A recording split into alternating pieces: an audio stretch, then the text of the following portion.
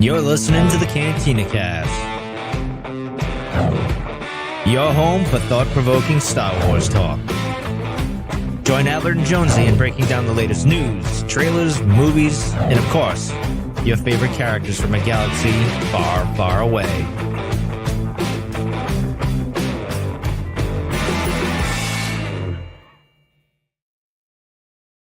Hello, everyone. Welcome to the Cantina Cast. My name is Albert Padilla, and this is episode 599.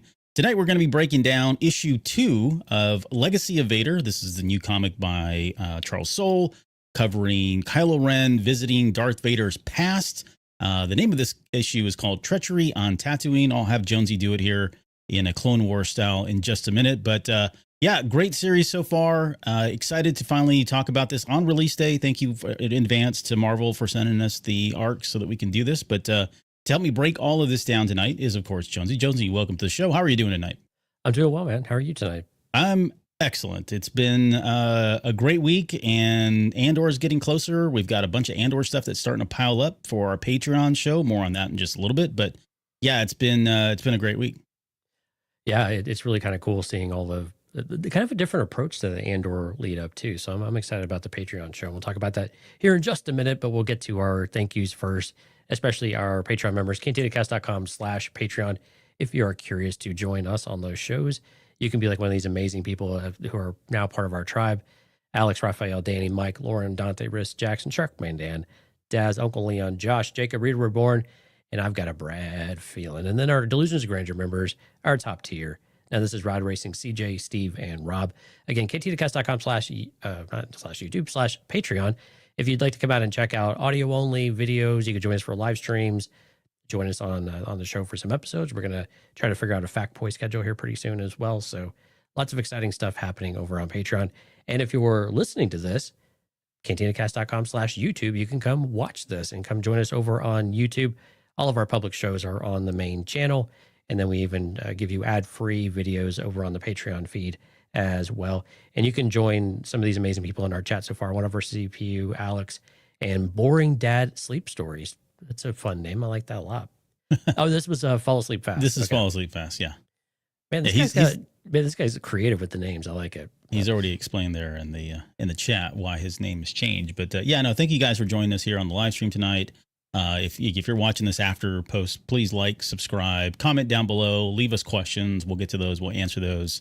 But yeah, we certainly appreciate all of the support wherever you guys are finding us for this. So program notes this Sunday, we've got, as already mentioned, we've got a Patreon show coming up. And I'll let you kind of spill the beans on what's happening before that. But our Patreon show is going to air 9 p.m. Central.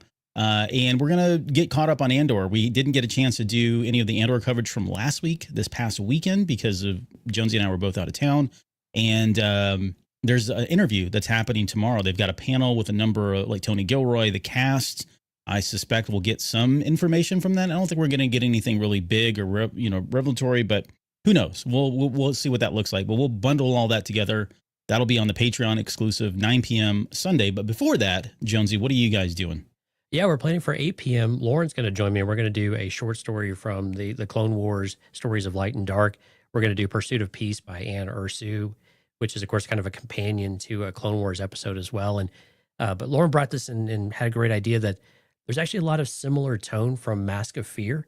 And so a little bit of maybe talk about how it relates to Mask of Fear. And a shout out to her video, which is doing fantastic. And we're so proud of everything she's doing over on the channel as well. Mask of Fear is doing really well. Her full review over on cantinacast.com/YouTube on Jedi Marvel Archive. And you can subscribe to that feed as well for the playlist and check that out. That really good book. I'm listening to the audiobook right now, and January LaVoy does the voice, or does the narration. It's awesome. I love it when she does content like that. It's a nice variation from like Mark Thompson sometimes as well. Although her Yoda, it's funny, we make fun of Mark Thompson for his Chewbacca. Like January LaVoy's Yoda is pretty tough. It's really tough for a woman to do. It's a tough character to do in general. It is, and it's really tough for a woman, but she's doing a fantastic job. Her Mon Mothma is absolutely stellar. So definitely keep recommending Mask of Fear. Go check out Lauren's video, and then join us, Lauren and me, for reviewing the short story and some ties into the Mask of Fear. So 8 p.m. on Sunday, we should be doing that. Yeah, and as Jonesy mentioned, if you're looking for more comic book and novel coverage, cantinacast.com/YouTube. There's a section in there for Jedi Novel Archive, and you can see all of Lauren's past videos, spoiler and non-spoiler reviews, and tons of stuff. She does a great job with all of that. So please like and subscribe to that as well. So here, I just want to show this real quick. This is I got this in yesterday. This is the Inkstone version. Yeah, there's the pages. That's so cool. Yeah, the Mask of Fear. I have that upside down, I guess, for the year. There you go. Yeah, so for those listening, the side of the pages are painted like a light blue, but then you have the Imperial logos on each end, and it says Mask of Fear and Orabesh, all on the printed of the pages on the outside. So really cool. Is this the first Star Wars book that has done that, like a design on the pages as well? On the pages themselves, yes, that I can recall, anyways. And this one it's interesting. This is the Inkstone version, like I said. They only did 500 copies, and so if you ever order these, you can kind of see it there. They number there's 500. This one didn't get a number on it, but they are signed by Alexander Freed, as you can see. Maybe there, I don't know. If it's a little washed out, but we'll take your word for it. Yeah, you kind of see it. Yeah, seeing it right there. Yep. They usually number them. This one's not numbered, but there's also a Goldsboro version. Again, this is from the UK. Goldsboro has a version from the UK that's come out. I've got that one on the way, and that one's got the black spray painted edges, and they've got like a hyperspace kind of design on there as well. So that'll be coming here shortly. I'll show that off once it arrives. Very cool. And yeah, really good book too. I mean, so not only do you get a good piece for your show, for the showroom floor, so to speak, but you also get a really good book. Yeah. Okay, let's dive into issue 2, Treachery on Tatooine. This is Charles Soule. Luke Ross is doing the artwork. Does a really good job in this, and there's some really good panels as there were in the very first one. The cover is by Derek Chu. He's been killing it on those covers. The third one looks really good too, but I've enjoyed that. There's all kinds of alternate covers. Maybe we get time, we can talk about those. But let's give me your. Let me do. How have we been doing this now? I've already forgotten if we're doing the synopsis we keep trying first. To change it up. Yeah, go and do the synopsis, and then we'll kind of get into our initial thoughts, and then we'll get into a couple of the highlights here. I think I was trying to push the synopsis afterwards because it is spoiler, and I wanted to get kind of non-spoiler thoughts and opinions first. So why don't we do that? Sorry. Okay. All right. You go first. What do you got? I think initial takeaways is it's interesting to see how little Kylo Ren / Ben Solo really understands about his grandfather, about Anakin's upbringing, and clearly, Luke knows some that we get from Last Jedi, but we don't even really know how much does Luke really know about Anakin's upbringing, and then how much of this has actually been shared across the family. And I think with Kylo Ren, he's wants to emulate his grandfather so much, it's almost surprising of how little he knows. And so this issue really did a good job of highlighting some of that. And I think I don't know if it's spoilerish, but I think also we get confirmation of Kylo Ren's upbringing, which is about like you would expect it probably was. It's maybe not as it's very contrasty compared to what Anakin Skywalker grew up with. We'll leave it at that, and we'll get to some of the details there. But I think those two takeaways there were probably two of the main things that I enjoyed about it, was just understanding that he doesn't know much about his grandfather. He's assumed a lot. He looks at Darth Vader and assumes Darth Vader was his grandfather rather than Anakin Skywalker. And I think that's a really interesting take on that he's limited what he believes of his family to a very narrow perception, and again feeding just what he wants the narrative to be rather than maybe what the narrative actually is. So it's a really interesting dynamic there, and I think Charles Soule does a good job of highlighting some of that, as well as Luke Ross with the imagery of what Kylo Ren's or Ben Solo's upbringing truly was. And I think kind of pretty powerful panels too, right? And I love the style that they did it, this kind of red style. I think you may actually have an image you'll share when we get there. But, I think that was really, really interesting things. And again, where the issue finally ends up, I think is maybe going to help. What was interesting about how it ends up is that it finally maybe leads us a little bit where we initially thought kicking off issue 1 was, are we finally going to get an understanding of how Kylo Ren starts to evolve in the character we see with The Rise of Skywalker?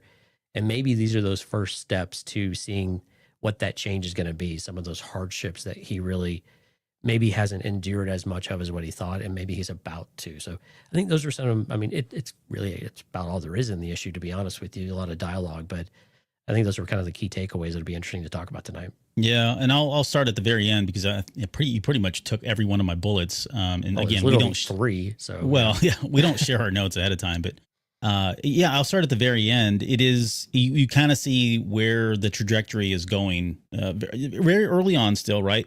But you can kind of see that trajectory of where he's going to show and end up by the time we get to the Rise of Skywalker. And this is kind of what we were wanting to see. And I suspect this will be, the first of many things that happen to him to really, erase this kind of delusional idea of what Vader's past was, right? He's almost kind of living in the shadow that he's made up on his own. And the reality is so far different. And his reality compared, like you mentioned, that juxtaposition between his reality, his life, and Vader's life are totally different. And we're starting to see that. So there's a lot more that I think Charles Soule is going to really get to play with and dig into to make us understand how Kylo Ren becomes the person that he is by the time we get to the Rise of Skywalker.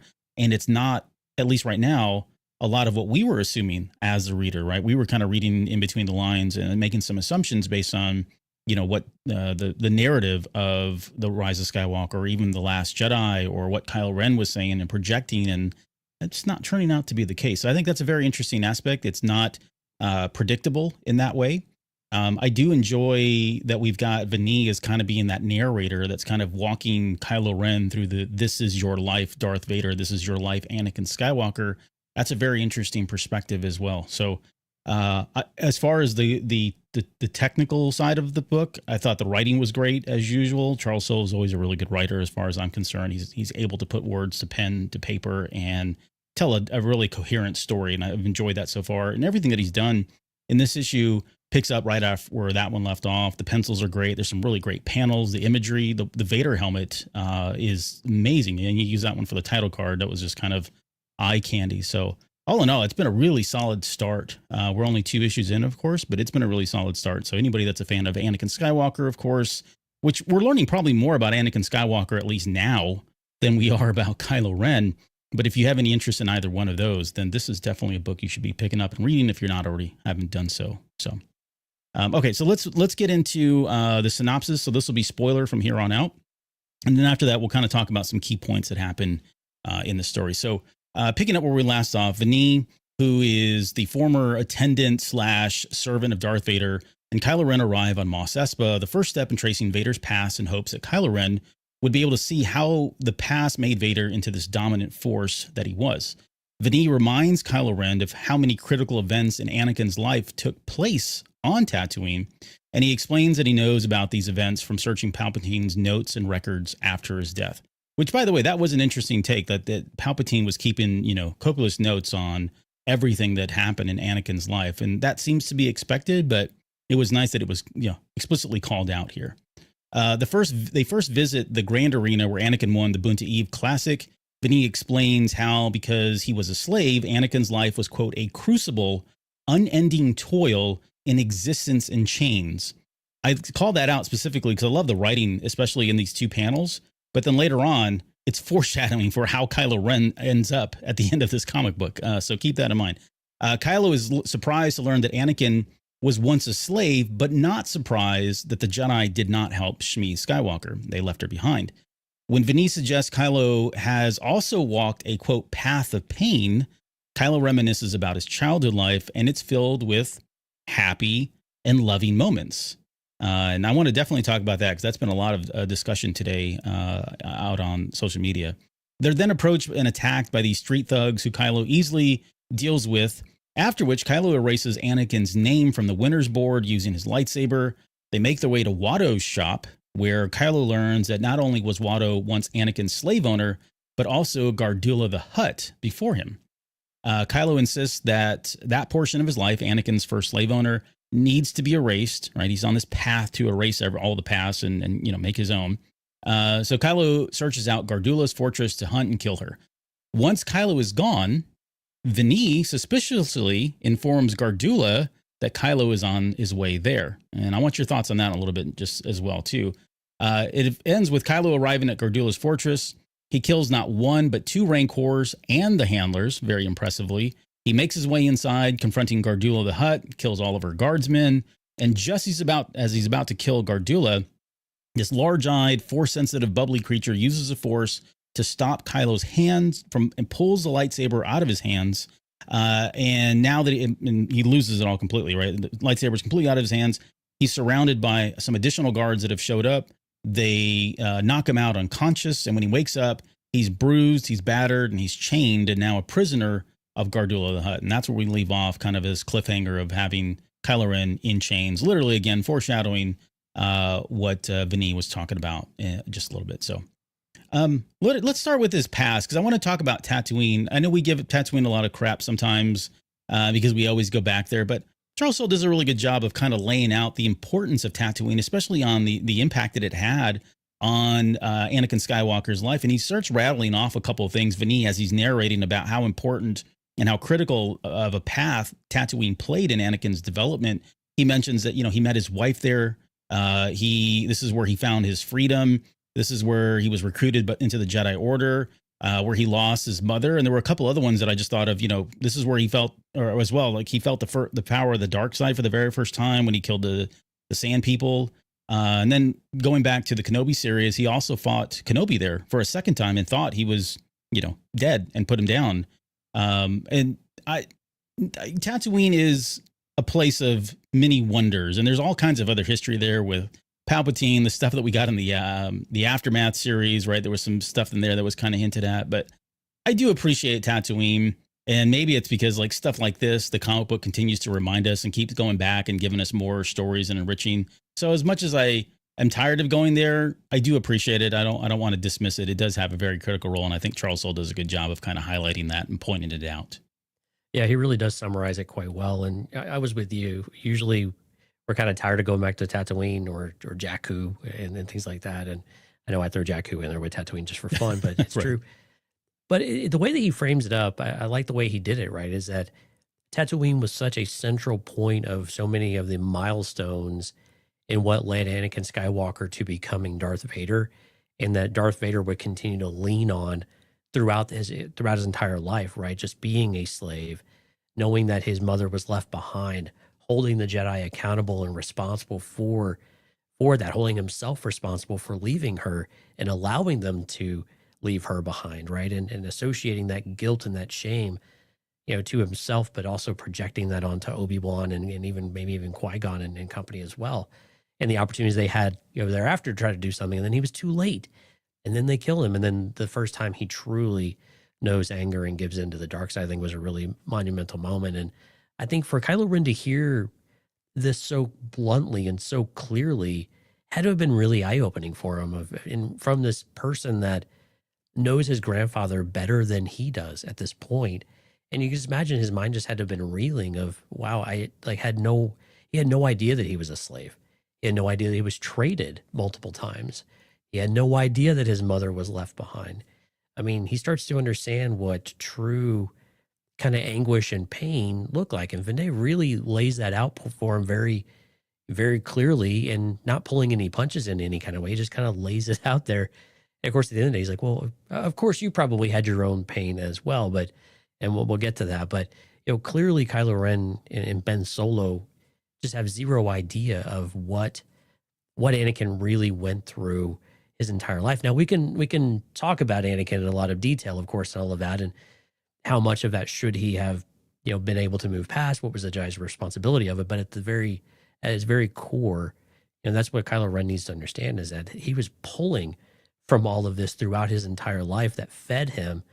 And it's in stark contrast to what Kylo Ren is doing, where he's just trying to excise all of that and he's trying to erase it rather than feed from it. And Vinay is trying to teach him, like, no, you embrace these things in order for it to make you stronger, in order to, fuel your power with the dark side. That's where it's all coming from. He didn't forget all this stuff.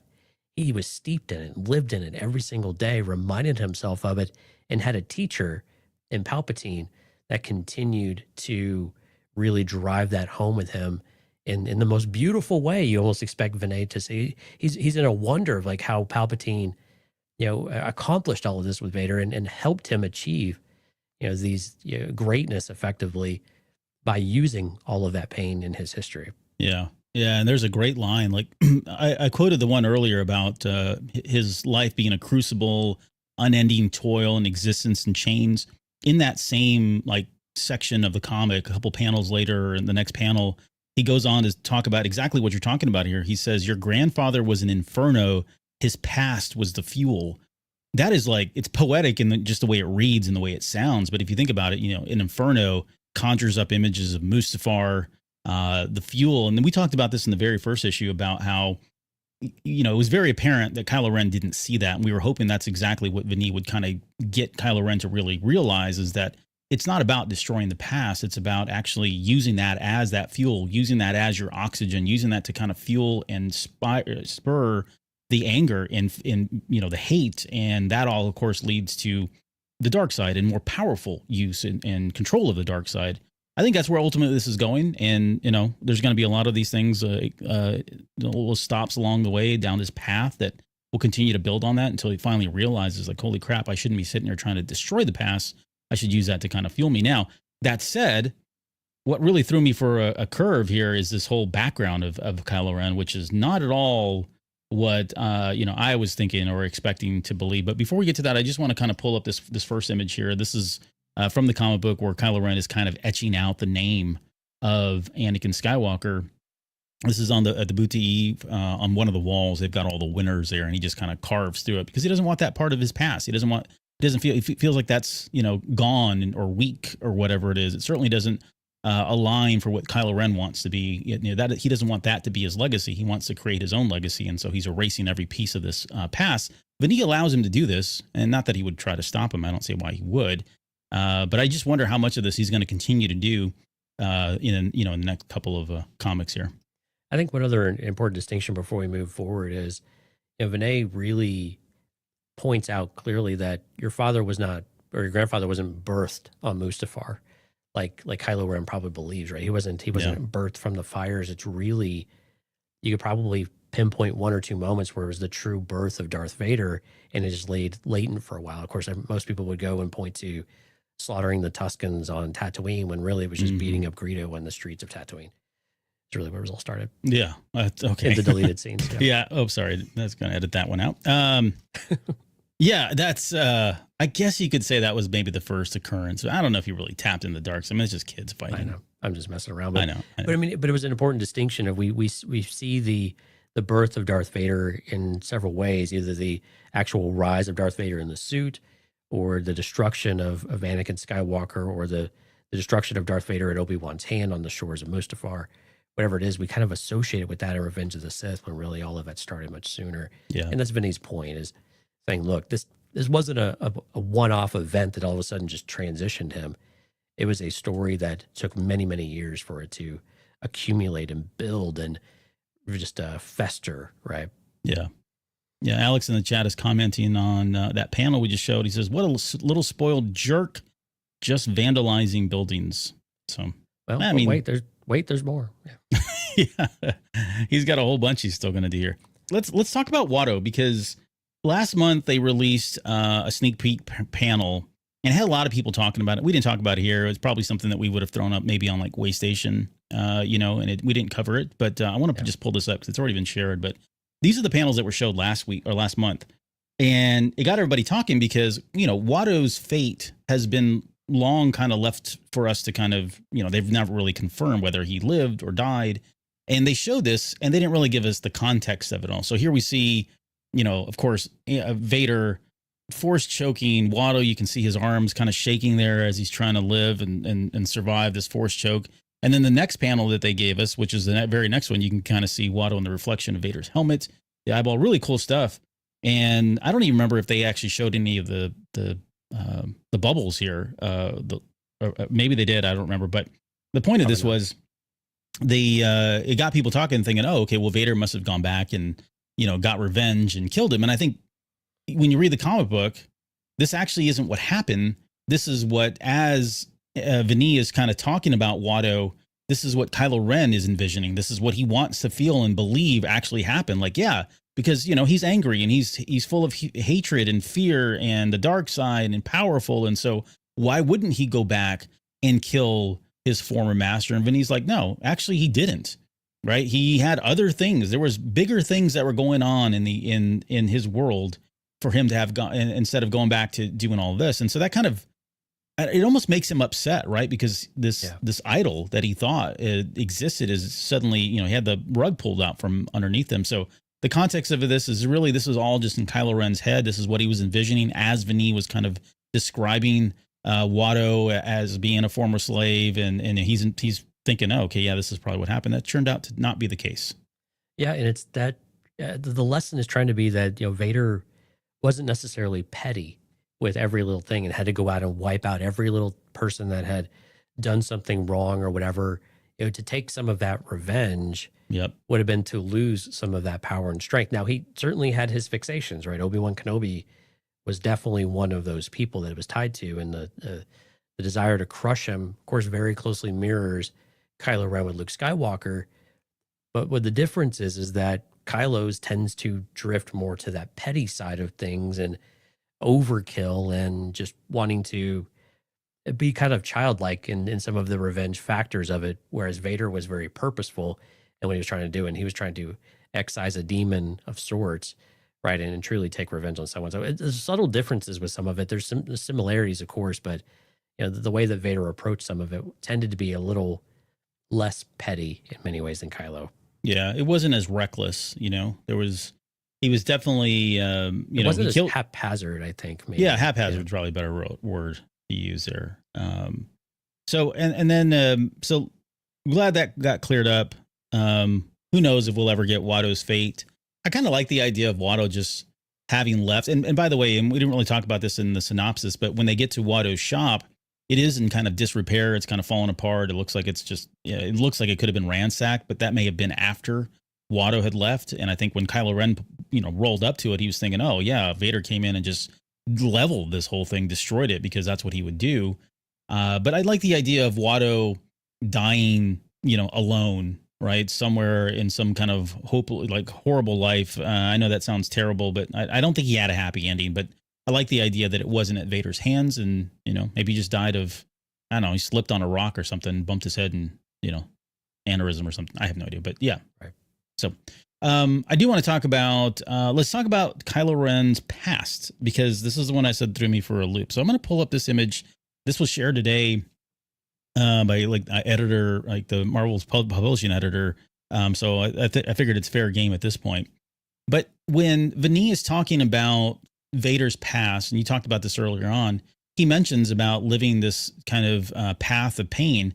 And he asks Kylo Ren, or he makes an assumption like, hey, just like you've lived this path of pain. And then we cut to this, which is not at all a path of pain. I mean, in the first panel, you've got mom and dad. They've got, there's some kind of little bug. They're being the best parents that they can. Next panel, you've got Lando sitting there telling him a story or reading from his chronicles. Who knows what he's telling, a very young Kylo Ren as he sits there on the bench. You've got Luke Skywalker helping Kylo, use the Force to kind of levitate rocks. You've got him riding on the shoulder of Chewbacca. We knew they had a close relationship. That's already been explored and talked about in the comics. But the fact that, he looks super happy here. Then you've got this like family dinner where everybody's there. You've got C-3PO, you've got, Uncle Luke is there, Lando's there. They're all having a good time. Everything's peaceful. And, and he's telling some kind of a joke, or maybe he's making fun of C-3PO based on the way C-3PO looks almost like kind of shocked that someone's saying something to him.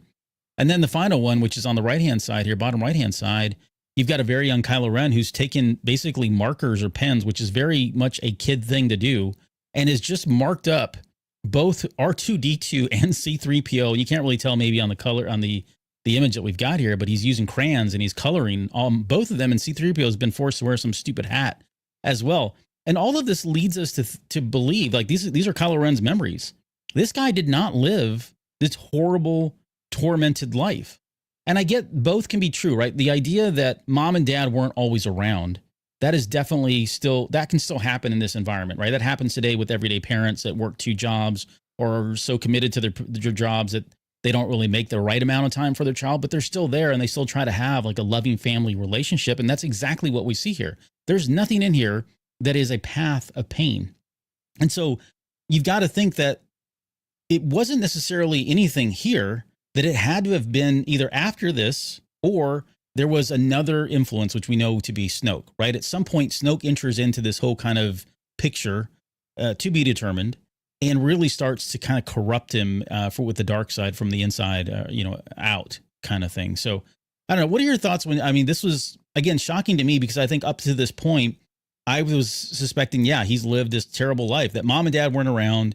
And because of that, he was getting into problems, fights, and doing things that he shouldn't be doing. And, you know, susceptible to somebody like Snoke coming in and being that parental figure for him and, you know, promising him things that his parents couldn't do, right? Grooming him to some extent for his eventual, you know, path to the dark side and taking the place of his father or his grandfather kind of stuff. And again, I'm not saying none of that couldn't still happen, but when you look back on his life, this guy it wasn't all that bad. Yeah, there's a disconnect somewhere, right? There's clearly something changes. And one panel that they didn't show in the preview actually is Han teaching Ben how to fly the Falcon, which was kind of touching, right? It was in the very bottom right corner. They just cut it off in your screenshot at the bottom right, but he's actually in the Falcon and Han's instructing him with, you know, Ben's hands on the steering, whatever that is, joystick or handlebars. Flight controls. Yeah, whatever it is. Yeah, flight controls. But yeah, I mean, we kind of suspected that it couldn't have been all as bad as what Kylo or Ben Solo, whatever we want to call him, Kylo Ren made it out to be, right?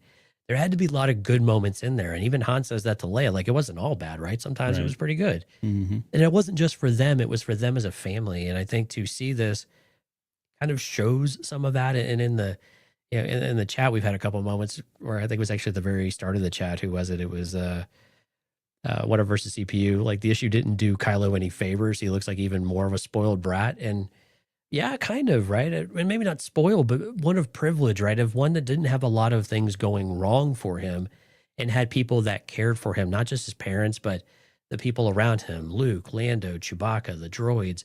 It was truly a family. To your point, though, the family's not always together. And that can breed that animosity. That can breed some of that disconnect, and that can breed some resentment in there too, especially if you're gone for a period of time. We know something happened with Han at some point, right? And maybe that was between him and Leia. We don't know for 100% certain. There's some material that suggests some things, but yeah, we don't really know all the details, and especially what that meant for a young Ben Solo, or kind of when that was. So some of that is a little left to mystery, but that he had a happy childhood, I don't know, that shouldn't really surprise us much, because we know that while even Han being gruff and a little unsure of himself a lot of the time, I think the one thing that we all are aware of is how much he truly cares for people. And I think he would have truly cared for his son. And we see that, of course, at the very end of the movies. But, you know, I imagine that happened in spades when Ben was younger. But again, these tend to be when he's a little bit younger, not up to teenage years. So there's clearly a huge amount of time that they did not impose or infringe upon, of when Ben's formidable years may have started to change a little bit of this, the way that he viewed his family, and that started to steer him towards something more resembling what we get with towards what we saw in Last Jedi, I guess, in some of the flashbacks. Yeah, and I'm looking at, like, if you had to like put ages around this, I mean, the top left hand is probably the youngest one, probably, you know, 5 or 6 years old. Oh, yeah, doesn't look like a toddler, but he's definitely in that age range. And then the one in the bottom with the family all around them, I mean, he's probably preteen, you know, Kylo Ren at that, or sorry, Ben Solo there. That looks like to be the oldest. I'm guessing probably 8, 9, 10 in some of these. Maybe the one with Luke is maybe towards kind of that preteen years, maybe 12. Right. But you're right. I mean, these are all kind of preteen, so teenage angst hadn't quite settled in quite yet. Mm-hmm. Do you have the panel with him and Han flying? I remember him being still young in that one as well.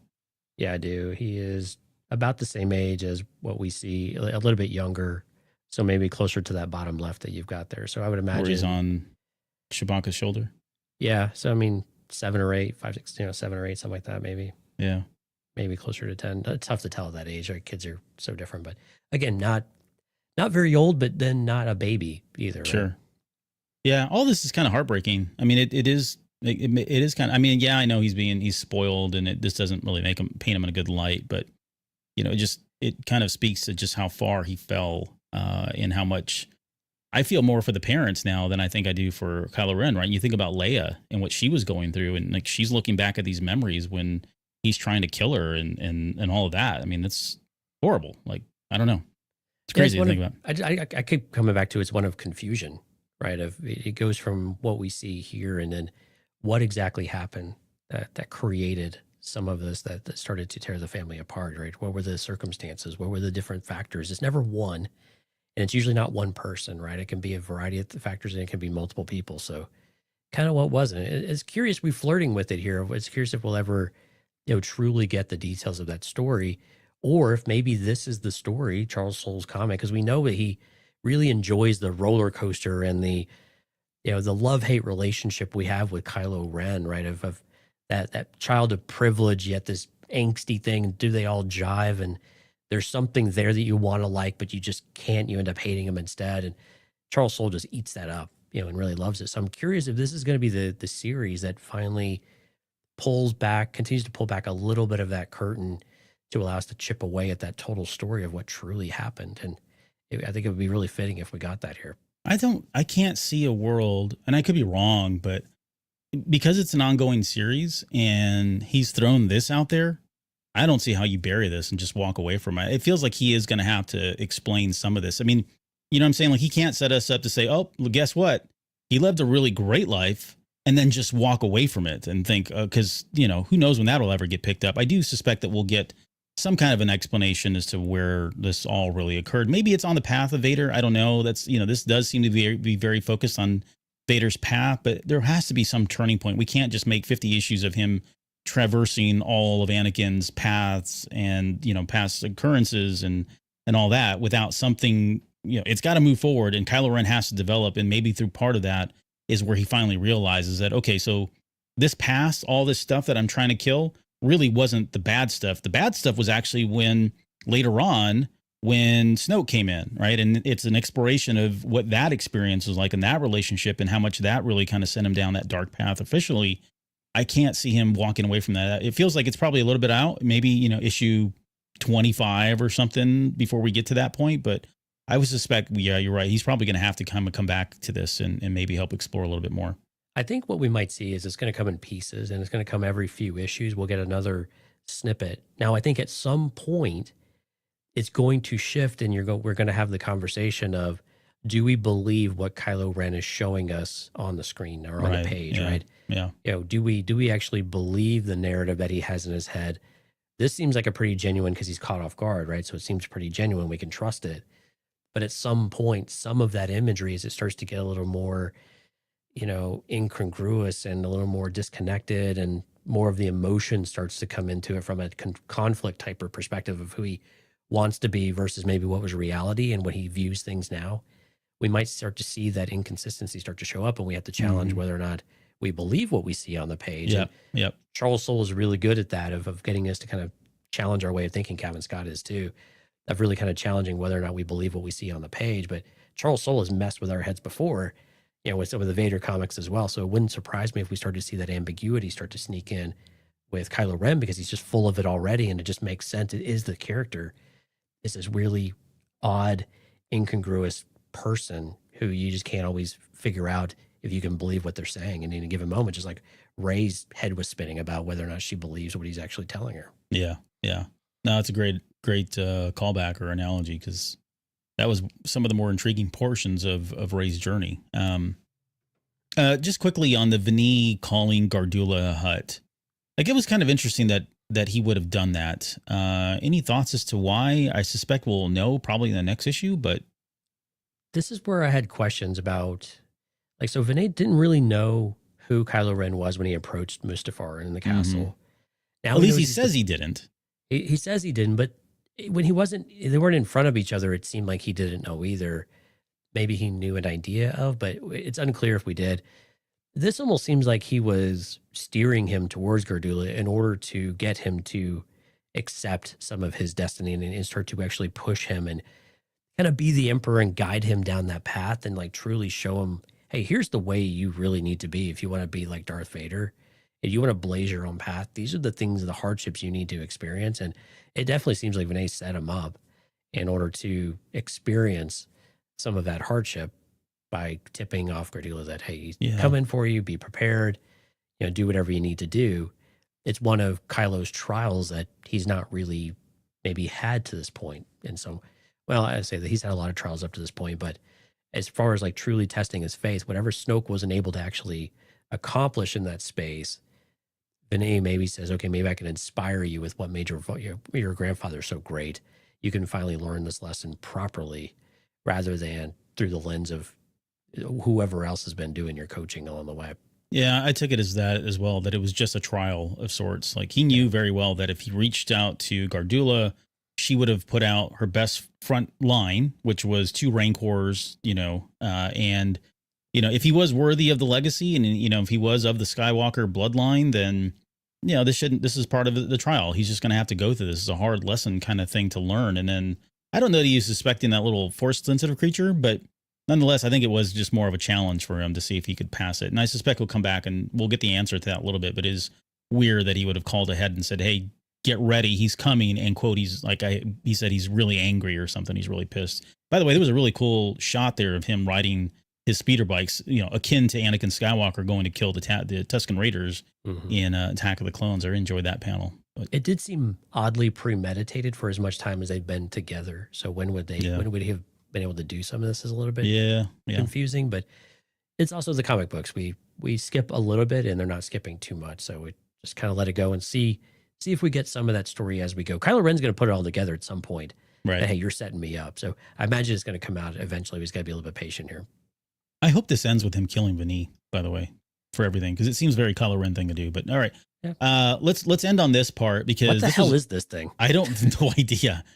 This is that if we're showing the picture of this little bulbous creature, he looks like he's all bubbly and his eyes aren't red. That's the reflection of the lightsaber, but he's force sensitive and he's definitely strong enough to stop Kylo Ren's hands in mid swing as he was about to attack Gardula the Hutt. And when he does this, Gardula tells him, look, I learned some things after what happened to Jabba the Hutt, right? He let a Jedi walk into his palace and next thing you know, he's ended up, getting choked out, not by a force user, but everything fell apart at that point. And so he arms himself with this force sensitive creature that, again, stops in mid swing, pulls a lightsaber with the force through telekinesis away from Kylo's hands, and pretty strong. I mean, you can see it here on the panel. He tells Kylo Ren the force is weak with you. But yeah, this is something. I mean, the closest thing would be like the Issa Lamari from Heir to the Empire, right? Those little creatures that sat on the shoulders that were, I mean, I'm not really. That's not really the closest thing, I guess, because they're totally different. But all I'm saying is it's similar to that, and she prepared herself by having another force sensitive creature or something that was able to hopefully, negate or neutralize Kylo Ren, which turned out to be the case. But yeah, what this thing is, I have no idea. It's a new species. I don't know if they're natively force sensitive or this thing had some kind of training at some point, but I have no idea what this thing is, but it's very intriguing. Yeah. And it calls out, Kylo for being weak in the force. And I don't think that's really it. I think what he's saying, he's weak-minded and he's arrogant and he is undisciplined. And I think he's just wild with his abilities. He has overconfidence in his abilities. He thinks he can just walk into every room and he's the most powerful person and there's no threat to him. And he can just bark out orders, bark out threats and enforce wherever he says it's true. And again, emulating Vader in like vocalization and bravado, but clearly and usually kind of backing it up, but meeting his match here of someone who's going to prey on that and understand that, without all of those things, especially the discipline aspect of it, you're nothing, right? You will be beaten every single time if you don't apply discipline to who you are and you guard yourself and you're always prepared and you don't walk in every situation as totally arrogant. So yeah, I think it's an interesting kind of lesson. We'll see what the actual lesson is, but that was what I read into like some of these words. And again, we don't get a lot of dialogue from this creature, but no, it seems clear to me that some aspect of that is what's coming across. Yep. And this comic ends with, again, the foreshadowing of him being tied in chains, literally tied in chains. Foreshadow of him just being, more shirtless. Or shirtless, however you want to look at it, right? But yeah, I mean, he's battered, he's bruised. Yeah, we'll see how he gets out of this. I mean, Kylo Ren is he's crafty, and I imagine he's going to be able to use the Force. Maybe this thing negates the Force too. I have no idea, because I do have questions about, okay, so why after it felt like he would have been able to fend off those guards even without, out his lightsaber?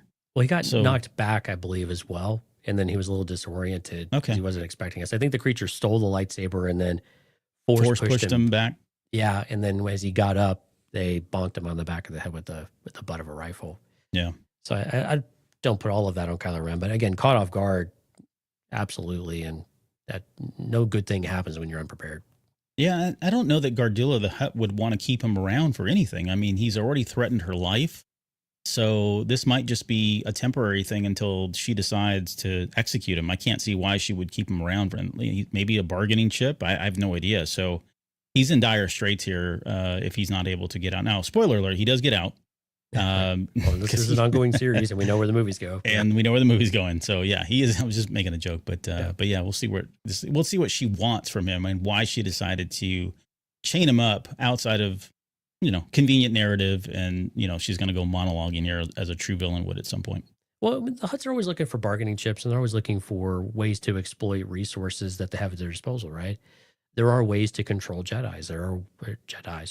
There are ways to manipulate them. There are ways to subdue them.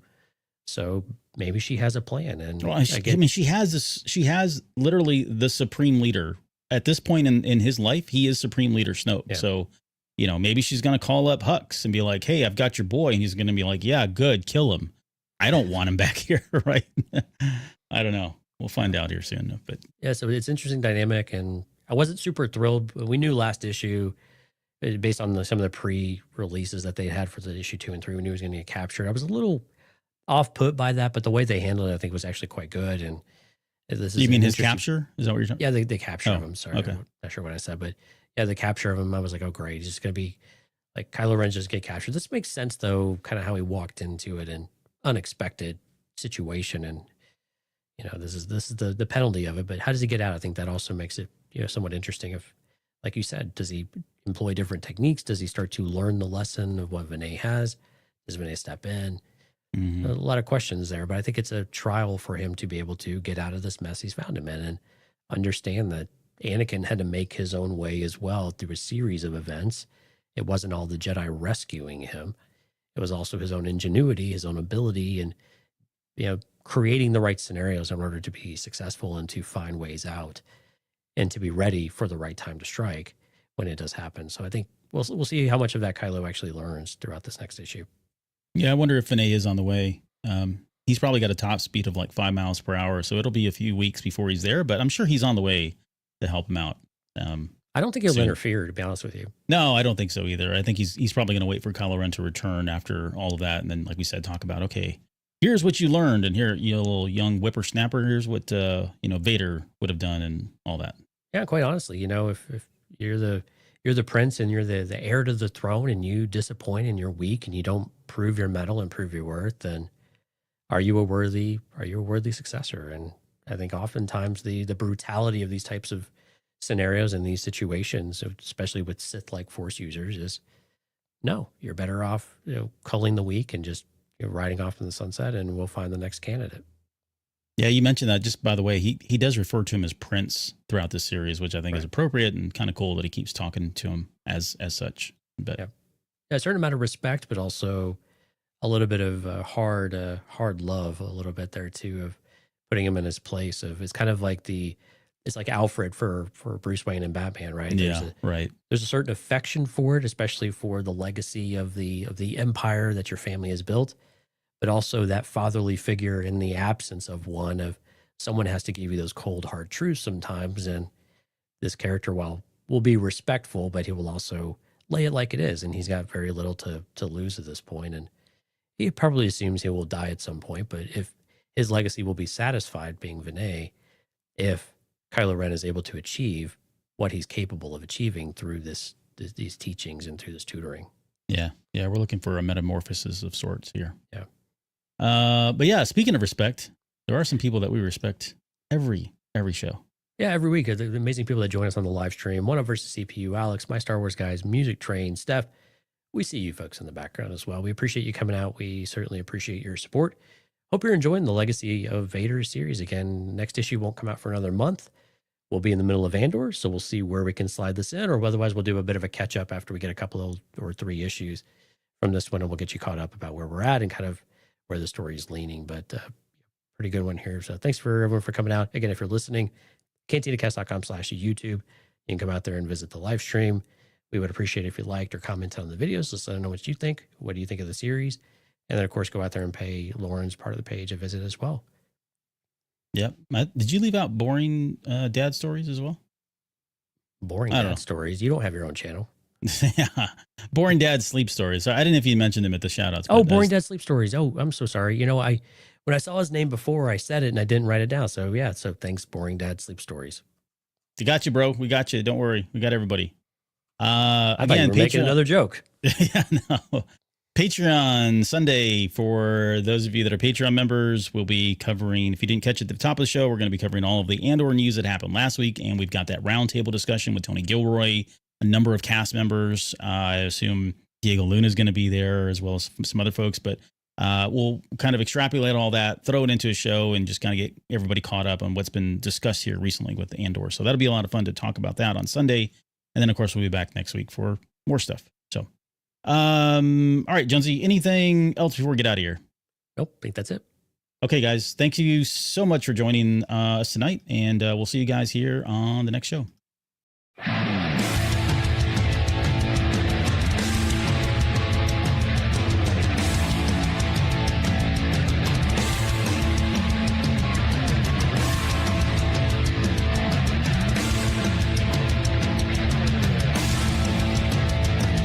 You're still listening? Wow, that's amazing. Well, I'm here to give you the disclaimer. Normally we do a big, long, drawn-out disclaimer thing saying what's what and who's what and all that other stuff, but I think you guys kind of know that Lucasfilm and Disney have no affiliation with us at all, and we have none with them. We talk about Star Wars, which is their property, and all that other good, fun stuff, but I think you can tell which is our stuff and which is their stuff. If you can't, well, then send a lawyer to send an email to me, and I'll be glad to chat with them. Other than that, you know what's what, so that's your disclaimer.